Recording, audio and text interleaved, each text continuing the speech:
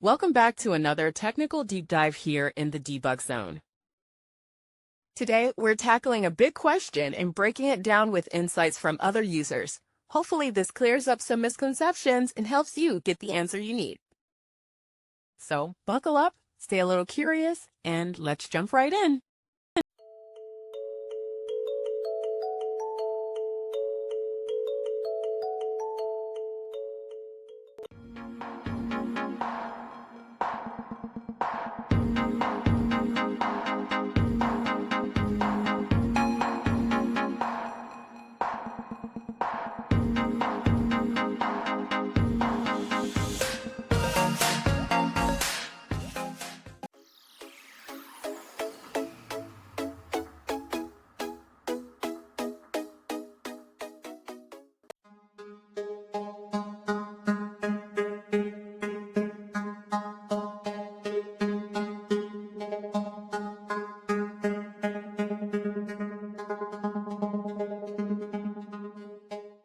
And that's a wrap.